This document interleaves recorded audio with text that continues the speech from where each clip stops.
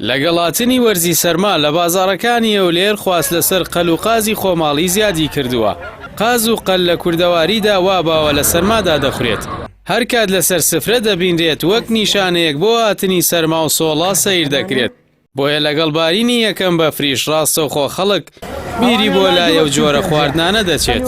ئیبراهیم قادر کە لە بازاڕی سەیداوە لە ئەولێر دوکانی فرۆشتنی پەلەوەری هەیە دەڵێت لەبەرەوە ئێستا کەش و هەوا ساردا زیاتر خواست لەسەر قازە چونکە گۆشتەکەی بە وەرزی گەرما ناخورێتەوە و چێژەی ئێستای نییە. قازیش ئەلیرانە هەتا خەرک دەبا لە 4 کیلۆ هەتا 6 کیلۆ دەگەی بڵغاریەکان کەمتر بەڵام قازی خۆمانە خۆشترە بەحکومیەوەی ئی خۆمانە و پەروەردەکەیان باشران. قەلیش باماشێ ئەویش گواردنی هەردوو تەرەفیە زستانان و هاوینانە. قەلی 6 کیلۆ 7 کیلۆ ئەوانە ئەویش زستانان و هاوینانیش دەڕوە. سێ نۆ هەیە خۆمانە و ڕووسی و مەستەعام. قازیش بولغاریمان هەیە تورکیمان هەیە خۆمانەمانەیە بە عوکمی و ڕۆژێ ئەلێرانە نزیکەی 75 دەڕوە لێرانە ڕۆژێ قاس بێجگە لەو لای ئێرانە جومعان و پێنجشەمە حسابی نییە زۆرە قەلیش حسابی نییە زۆرە.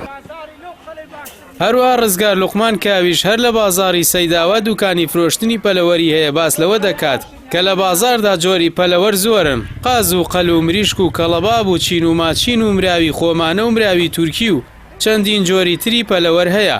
بەڵام لێرە زیاتر پەلەوەرە خۆمانەکان خواستی لەسرە و خەڵک دەیبات. قاس، قەل، عەلەشێش، کەرەباب، مریشک، چێورشک، چینوماچین ئەوانە زۆرە. تەقریبان لە دوکانەکەمان هەتا مراوی تورکیشمان هەیە. مراوی تورکیۆتە زۆرە کەروێشکە مێ عەلیشی خۆمان هەیە ئەوە مشتی خۆمانە ئێرە زیاترشی خۆمانە سەرف دەکەین. بەخۆی هەر لە دستانان قاز و قەل هەوازی لەم شتەشی زیاترە. دستانان گرانتریشە لە زۆرەکەی مەقسەد جێژنان بە بۆنێوێ کەم دەبی گران دەبی کیلۆ دەبتا 15 16 هەتا 17 زاری دەڕوە. نه قەل قازیش هەیە بە 30 هەزاریە بە 25 هەیە بە 50 هەیە بەجێرە بەعام بی وەڵە تەقریبان 50 قەل دەڕوە بە هەمووی قاز هەروەتر قاز هەتا 100 قازیش دەڕوە. قاز سەرفیاتی زۆرە سامن سبێنە لەوانێ 20 قازەکەم زیاتر فرۆشتیە. دەرە گوندەکانی خۆمان هەموو گۆشت خۆشە هەتا خاسە ئیلای سیلەکان بیەوە دەرەجەیەکە ئەوە قازەکەشی گۆشت خۆشترە هی خۆمانەوە قاز مەسلەعەی نییە بەس قەلەکە هەیتی قەل فرتوفێری ئەوە ڕووسیا ئەوە ئەمریکیە خۆمانە لاقی باریکە مەسلەعەکە قەبە و گەورەیە سنجیشی پانە چ خۆمان نییە سەرشی گەورەیە سەر و شکلی باری گەورێت تەواو.